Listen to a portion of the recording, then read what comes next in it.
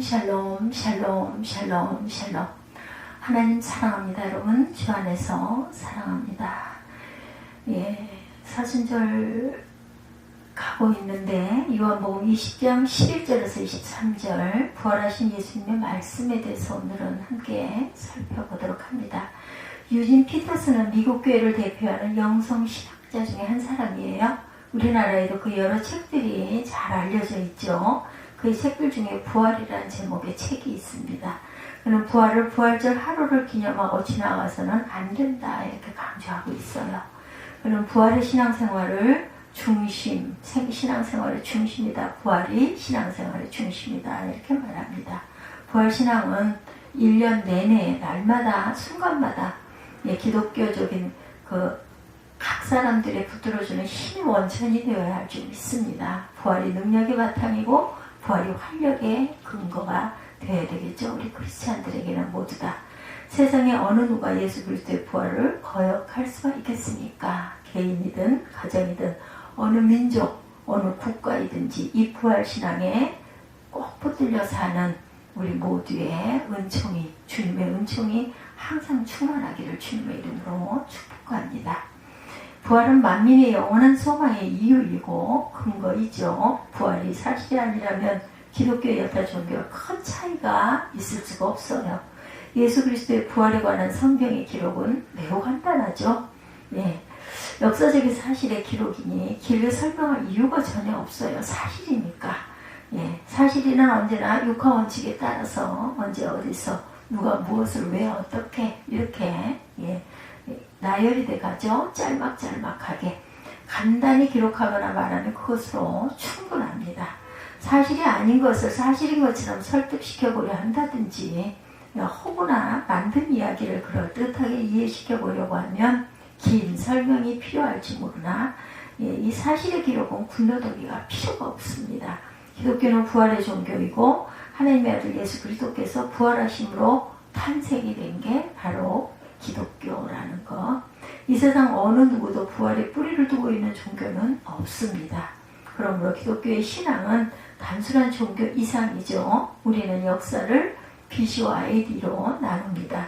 물론 우리나라 사람들 중에 단기나 불기를 사용하는 사람들도 있었어요. 예전에 제가 어린 날 단기 몇 년 이렇게 하다가 나중에 BC 이렇게 바뀌었습니다. 공식적으로는 서기를 사용을 하죠. 서기의 바탕은 예수 그리스도의 생애를 중심으로 만들어진 것. BC, Before Christ죠. 즉 예수 그리스도 이전의 역사를 말합니다. 그래서 D란 AD란 도미노, 아노 도미니 이렇게 얘기하죠. 라틴 말로 그리스도의 해 이후이라는 뜻을 갖고 있어요. 예수께서 돌아가신 그 이후, 그것이 바로 아노 도미니, 그리스도의 해 이후라는 뜻을 갖고 있습니다. 동서양을 막론하고 모든 역사의 구분이 서기에 근거하는 서기력을 바탕으로 돌아가는 것은 우연한 일은 아닐 것이다.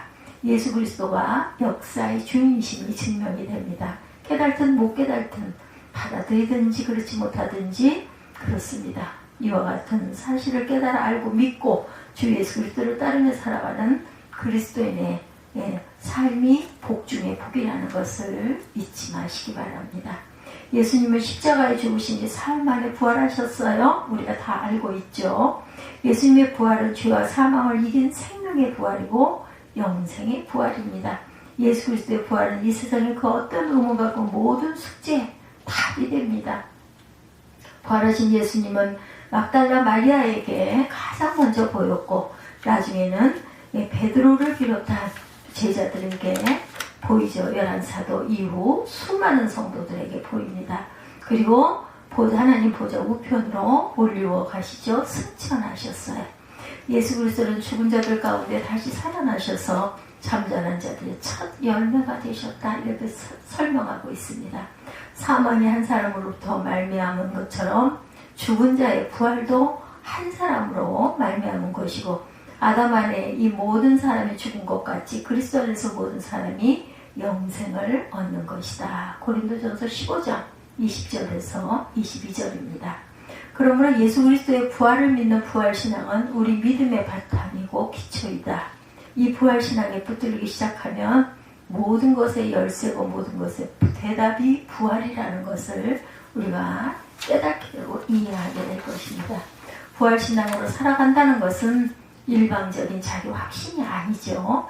부활신앙으로 살아가는 것은 어둠 속에서 빛 가운데로 나오는 것과 같다라는 것.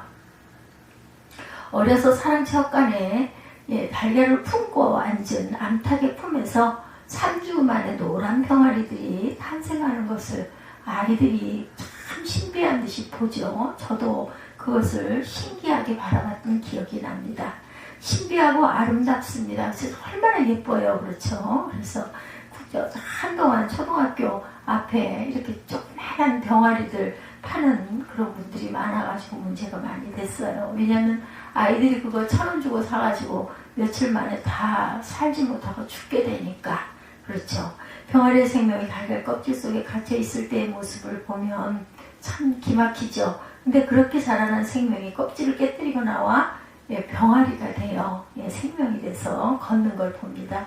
어미닭을 따라다니며 오이를 쪼아먹고 물을 마시고 하는 장면을 보면 정말로 생명의 신비가 느껴지죠. 수정나은이 어미 품에서 3주 만에 병아리로 탄생되는 것 정말 신비롭습니다. 그러나 사람이 예수 그리스도 안에서 부활신앙과 영생신앙으로 살아가게 된다는 것, 그런 정도의 내용과 비교할 수조차 없는 억만배의 축복이라는 것을 우리가 감사할 줄 알아야 합니다. 수많은 신앙 선조들이 극심한 고난과 박해 가운데서도 순교자의 길을 갈 수 있었던 힘은 부활신앙의 힘이었다. 믿음의 선진들이 불의와 타협하지 않고 정의와 공의의 길을 갈 수 있었던 힘은 바로 부활신앙에 근거한 것입니다. 우린 이 세상에서 잘되고 형통하고 남들이 부러워하는 복을 받는 것에만 관심을 갖지 말고 부활신앙의 용사들로 살아갈 수 있어야 하겠습니다. 예수께서 부활하신 그 저녁 시간에 11제자들은 유대인들이 두려워서 어느 곳에 모여 문을 꼭꼭 닫아걸고 숨어 있었어요. 그런 그곳에 부활하신 예수께서 찾아가십니다. 부활하신 그 밤에 제자들을 만나게 해주신 예수 그리스도의 그 교훈을 다시 묵상하는 중에 은혜가 되시기 바랍니다. 평강이 있을지어다 시져오셔서 예수께서 이 땅에 오셔서 이룩하신 업적은 그를 구주로 믿는 자들로 하여금 죄사함을 받게 하고 영생을 선물로 받게 하십니다. 그러나 그런 구원의 은총을 체험한 이들에게서 경험되는 놀라운 삶의 질적 변화가 바로 평강이라는 것, 예수 그리스도를 진정 삶의 구주로 영접하고 살아가며 마음의 평강이 찾아옵니다. 왜 그렇게 될까요? 여러분들 우리가 부르는 내 영혼의 은총 입어 그 통합 찬송 495장으로 제가 기억을 합니다. 3절에 보면 높은 산의 거친들이 초막이나 궁궐이나 내 주 예수 모신 곳이 그 어디나 하늘나라. 할렐루야 찬양하세 내 모든 죄 사함받고 주 예수와 통행하니 그 어디나 하늘나라. 누가 이런 찬송을 부르며 살아갈 수가 있겠습니까? 사람이 방 한 칸에서 방 두 칸에서 방 세 칸, 화장실 하나 있는 집에서 화장실 2개 있는 집, 그렇게 공간을 넓혀가는 것을 살아가는 목표로 삼는다면 그러다 나이 먹고 그러다가 늙고 죽게 되겠죠. 예수 안에서 부활신앙으로 살아가기 시작하면 파도처럼 밀려오는 걱정과 근심과 염려와 불안과 초조와 두려움과 좌절과 절망이 물거품처럼 사라지고 놀라운 평강이 나의 마음과 생각을 지배하게 됩니다. 이렇게 굶주린 사자가 달려드는 시험을 봤어도 담담히 믿음을 부인하지 않을 수 있는 그 원동력, 그것이 바로 샬롬 평강의 마음 속에서 일어나는 주님이 주시는 힘으로 우리가 일어설 수가 있는 거죠.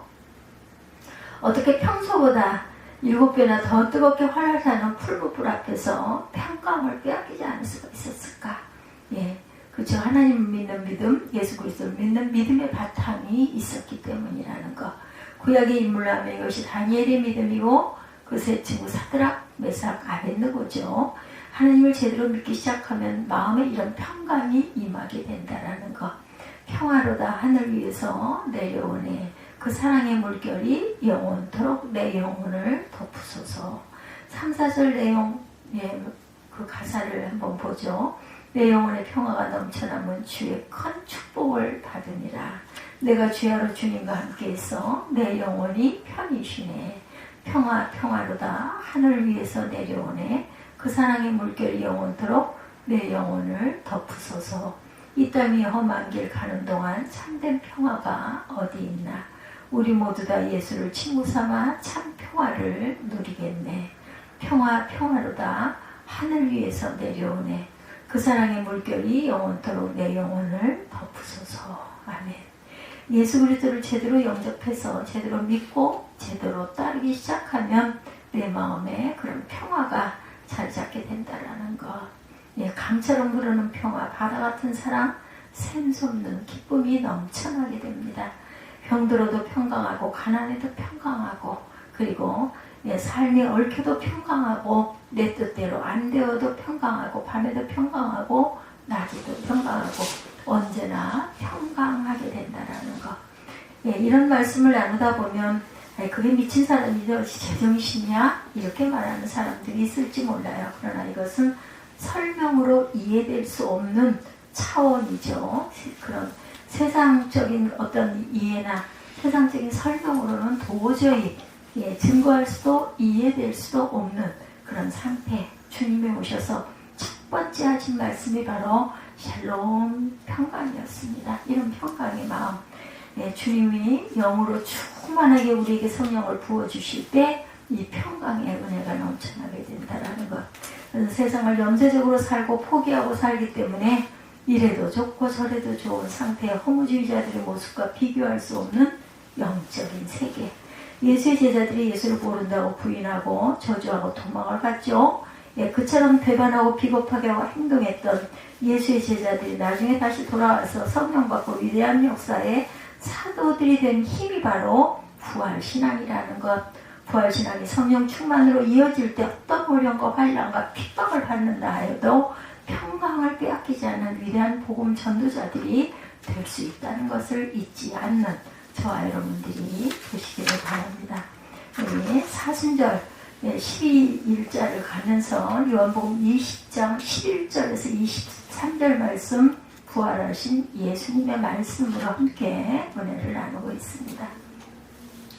예수를 위한 바보라는 책이 있어요. 데이빗 케이프 목사가 쓴 책입니다. 그는 남아프리카 공화국의 열방교회를 성공적으로 섬기던 담임 목사였습니다. 그럼 그에게 14개월 동안 계속되는 하나님의 새로운 부르심이 있었다고 그래요. 목회를 내려놓고 길거리에 나가서 사람들의 발을 씻겨주라는 그런 감동이 계속해서 왔다고 그래요. 콜린이 처음에는 의심했고 그런데 14개월 동안 그런 부르심이 계속 마음과 생각에서 떠나질 않으면서 괴로워서 견딜 수가 없어서 결국은 하나님의 음성 듣기를 순종하게 되었다고 합니다. 이 단순한 사역에 아내와 자녀들과 함께 순종이 시작이 됐어요.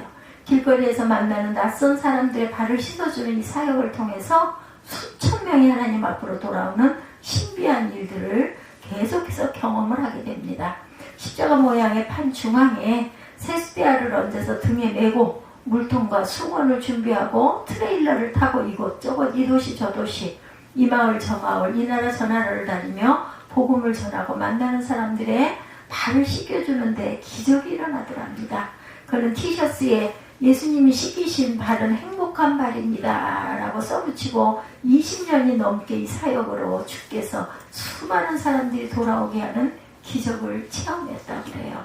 과거의 영국의 요한 웨슬리 목사의 때 일어났던 그런 기적처럼 이 데이빗 케이프 목사를 통하여 재현이 되었다는 거죠. 조직폭력배, 알코올 중독자, 한센병자, 시장 군대의 장군들과 나라의 대통령이 이르기까지 수많은 사람들에게 치유와 회복의 변화가 일어나고 예수를 구주로 영접하는 사건이 생기고 있었다고 그래요. 십자가가 달린 대야, 물통, 수건, 접는 의자, 접이식 의자 등 20kg의 무게를 등에다 지고 걷고 또 걸었다고 합니다. 지역에서 지역으로 넘어갈 때는 그 조그마한 컨테이너를 타고 이동을 했다고 그러죠. 오늘까지 무려 3,000km 이상의 대장정을 걷고 그 누군가의 발을 씻어주고 이렇게 계속해서 기적은 일어나고 있었다고 하죠. 부활신앙을 갖고 살아가는 가정과 가족이 그러해야 한다는 것. 부활신앙으로 살아가는 교회가 그것을 본받아 가야 합니다. 예수 그리스도의 부활의 능력이란 바로 그런 것이죠. 예수 안에서 평강을 마음의 선물로 받고 복음을 깨달은 이들은 그 마음의 평강을 누군가에게 계속해서 전하고 전염되게 하는 평강의 전달자들이 되어야 한다는 것. 데이빗 맥케이스란드의 책 순종의 길에 보면 최근에 저는 하나님이 나의 하나님이라는 사실이 너무나 좋고 놀랍습니다. 이런 고백이 있어요. 기도로 주께 나아가는 것이 저는 말할 수 없이 즐겁고 매우 자연스럽습니다. 제 영혼의 깊은 곳은 평강으로 넘쳐 흐릅니다. 이런 고백들이 나옵니다. 이것이 예수 안에 살아가는 부활신앙의 바탕이라는 것. 예수 믿는 첫 증거는 마음의 평안과 고해와 기쁨과 감사와 은혜가 강처럼 흐르기 시작한다는 것을 잊지 마시고, 예수께서 죽은 나사로를 무덤 속의 결박으로부터 불러내시고 살려주신 것처럼 부활하신 예수 그리스도로 인하여 나 자신이 두려움과 죽음의 결박으로부터 풀려날 때 그런 평강이 임하게 된다는 것. 죽었던 오라버니 나사로의 부활은 그의 누이 동생 마르다와 마리아에게 엄청난 기쁨이고 간증이었던 것처럼, 겪고 나면 정말 누구에겐가 말을 하지 않고는 견딜 수가 없는 그런 마음밭들이 되죠. 우울, 낙담, 불안, 초조, 긴장, 두려움, 미움, 증오, 불평, 불만, 시기, 탄식, 수근수근, 비방, 악담, 게으름, 탐심, 탐욕, 정욕 등의 모든 죄와 악과 죽음이 어두운 영으로부터 자유해지는 것이 평강의 선물이고 부활의 능력인 것을 잊지 마십시다. 요한복음 14장 27절이죠.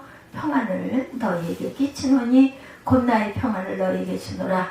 내가 너희에게 주는 것은 세상이 주는 것과 같지 아니하니라. 너희는 마음에 근심하지도 말고 두려워하지도 말라.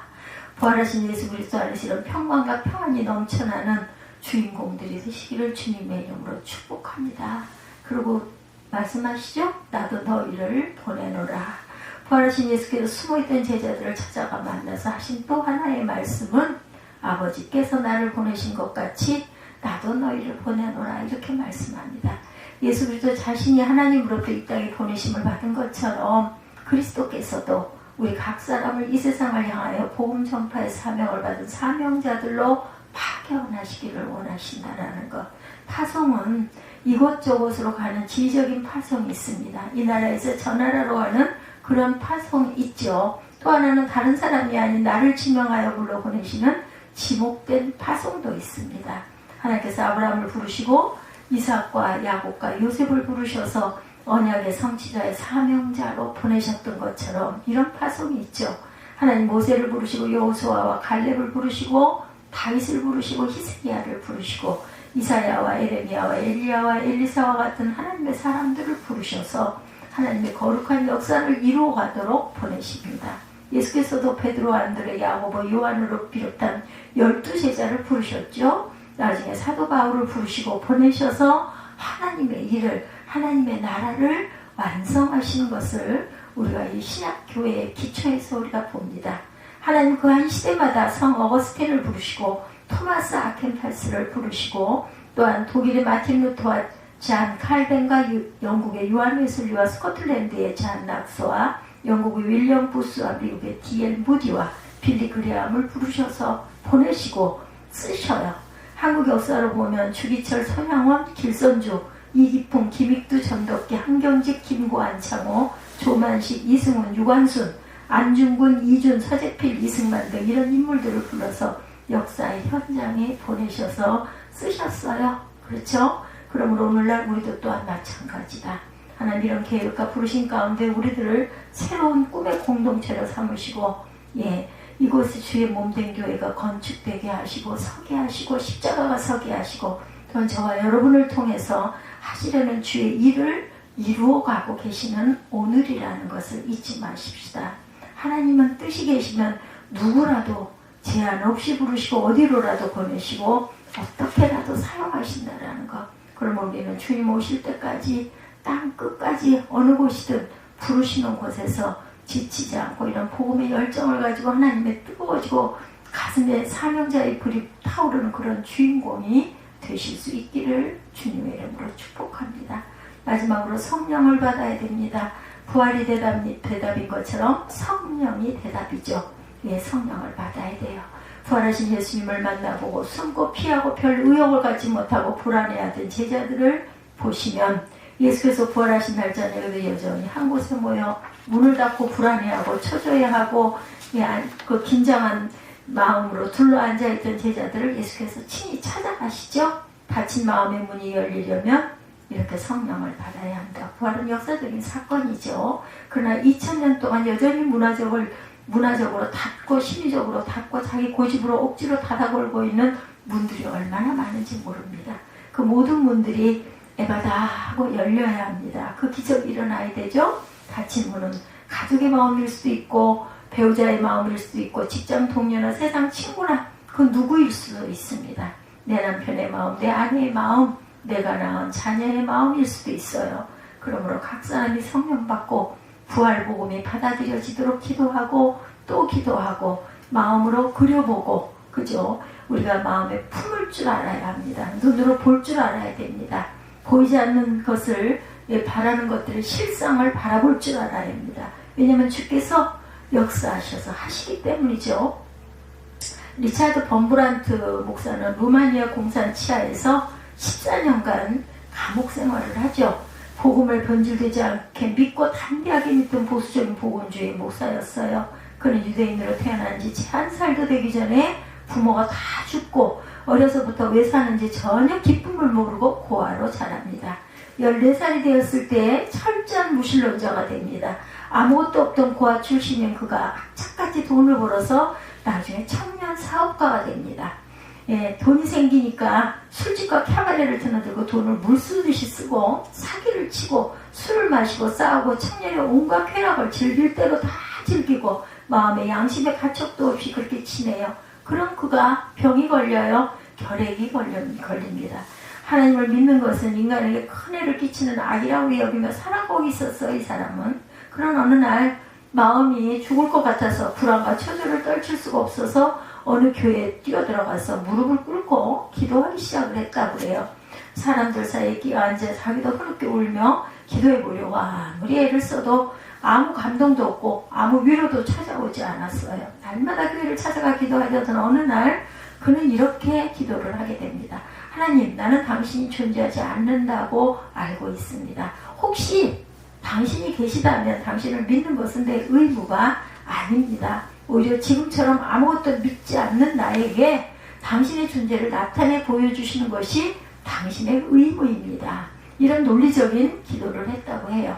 그런 그가 폐결핵 요양차 루마니아 어느 시골 마을에 찾아가게 됩니다. 그가 유대인이라는 것을 알게 된 어느 시골 목수가 그에게 신약 성경책 한 권을 건네줘요. 성경을 읽을 때 그만 그 성경 말씀으로 인하여 마르지 않는 눈물이 흐르고 또 흐르게 됩니다. 옛날 중국 이야기 어느 사람이 먼 광야길을 터덜터덜 걷다가 큰 참나무 그늘을 만나서 그 아래서 쉬면서 땀을 식히고 있었다고 그러죠. 그 사람이 참나무를 향해 내가 오늘 너를 찾아내다니 나이가 참 운이 좋구나 이렇게 말하니까 그 참나무가 대답을 했다고 그래요. 나는 여기서 400년 동안 한 자리를 지키며 너를 기다렸단다 이렇게 하더랍니다. 주님은 나 한 사람의 영혼이 주께 돌아오기를 이처럼 오늘도 기다리고 또 기다리신다라는 것. 어서 돌아오 하죠. 어서 돌아오. 지은 죄가 아무리 크고 무겁기로 주었지 못 담당하고 못 받으시리요. 주의 넓은 가슴은 하늘보다 넓고 넓어. 이런 찬송가가 있습니다.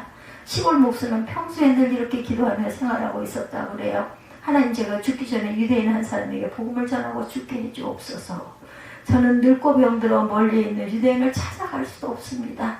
하나님, 유대인 한 사람을 저에게 보내주셔서 그에게 복음을 전하게 해주세요. 이 같은 중보기도의 열매가 맺힌 날이 왔다고 합니다. 리차드 범브란트는 그 시골 목수에게서 복음을 받아들이고 성경을 건네받은 후에 눈물과 감격과 변화와 회개의 나라를 보내게 되죠. 통곡과 함께 그동안 죄 가운데 살아오던 자기 자신이 보이기 시작을 하더랍니다. 하나님과 예수 그리스도를 믿고 영접하게 됐고 그때 그의 나이가 26살이었다고 그래요. 그 후에 그는 러시아 선교사를 꿈꿉니다. 그러나 그의 꿈은 이루어지지가 않아요. 반대로 100만 명이 넘는 러시아의 점령군들이 루마니아에 쳐들어오게 됩니다. 그는 독학으로 공부해서 루터파 교회의 목사가 됐어요. 루마니아를 떠나본 적이 없었던 그는 그 땅을 쳐들어온 러시아 군대와 러시아 사람들에게 끝도 없이 복음을 전파할 수가 있었다고 합니다.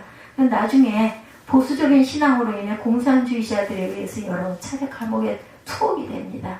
그는 그의 책 하나님의 지하 운동에서 그가 겪은 일들을 간증해요. 상상을 초월하는 고문을 받습니다. 허벅다리뼈가 떨어져 나가는 고난도 겪어요. 때리고 또 때리고 기절하면 찬물을 퍼붓고 칼끝으로 온몸에 상처를 내서 피가 절절 흐르고 거꾸로 매달고 얼마나 많은 물을 호수로 부어넣었던지 배가 터져서 죽을 지경이 되었다고 그래요.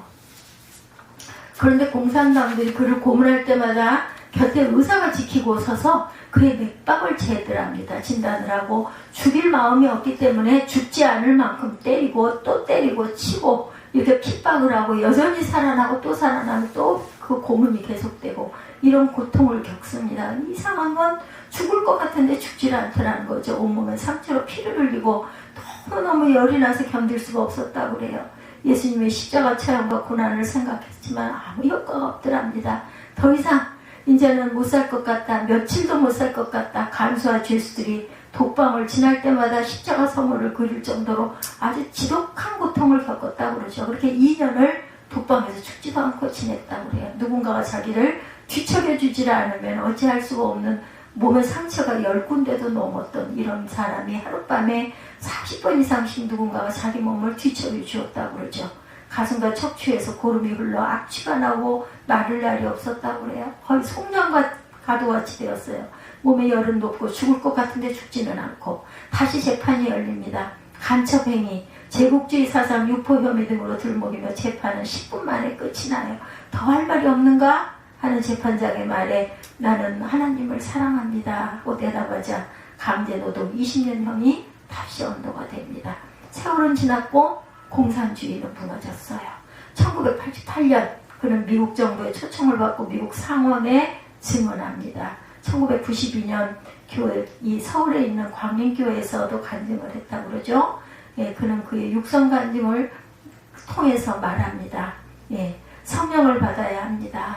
성령이 대답입니다. 성령은 불길처럼 번져가는 힘이 있습니다. 내게 성령의 강력한 힘이 임하도록 기도를 부탁합니다. 이런 그 간증을 했다고 그러죠. 동역자들 모두, 임원 모두, 성도 모두 우리가 성령 받기를 늘 기도해야 합니다.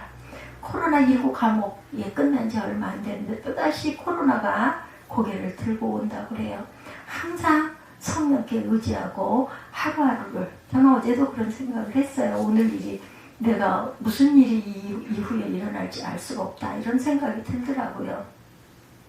항상 우리가 주님께 의지하는 저와 여러분들이 되셔야 합니다.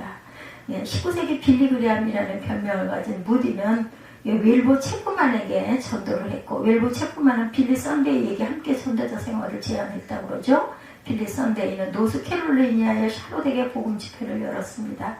그곳에서 영향을 받은 모데카이 햄의 나중 복음 설교를 들은 빌리 그레함이 예수를 구주로 영접했고, 훗날 우리 대한민국 서울 여의도 광장에서 100만 인파에게 복음을 전하는 세계적인 전도자 빌리 그레함이 됩니다.